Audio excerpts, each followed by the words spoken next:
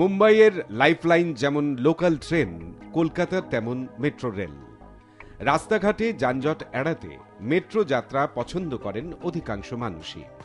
কিন্তু বেশিরভাগ সময় মেট্রো রেলের টিকিট কাউন্টারের লাইনে দাঁড়িয়ে টিকিট কাটার হ্যাপা পোয়াতে গিয়ে গলদঘর্ম হতে হয় মেট্রো যাত্রীদের। এবার সেই সমস্যার সমাধানে উদ্যোগ নিল মেট্রো রেল কর্তৃপক্ষ। মেট্রো স্টেশনে বেশিরভাগ টিকিট কাউন্টারগুলো বন্ধ থাকার কারণে চাপ বেড়ে যায় খোলা কাউন্টারগুলোতে।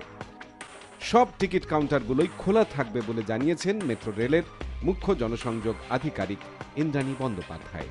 যে যখন আমাদের যাত্রীরা কাউন্টারের সামনে এসে দাঁড়াবেন, ওনাদের যেন বেশিক্ষণ লাইনে অপেক্ষা না করতে হয়, এবং তার জন্য আমরা করছি কি যে সমস্ত কাউন্টার আমরা খুলে রাখবো, সমস্ত কাউন্টার আমরা ম্যান করব, এবং আমরা চেষ্টা করব যত স্পিডে আমরা আমাদের প্যাসেঞ্জারদের তাদের টিকিট দিয়ে দিতে পারি। অন্যদিকে মেট্রো স্টেশনগুলোর সমস্ত টিকিট কাউন্টারগুলো খোলা থাকলেও পর্যাপ্ত কর্মী থাকায় কর্মী সমস্যা হবে না বলে জানিয়েছেন ইন্দ্রাণী বন্দ্যোপাধ্যায়। মেট্রোর একদিকের কাউন্টার বন্ধ, অন্যদিকের কাউন্টারে লম্বা লাইন। এবার সেই ছবিটা বদলাবে।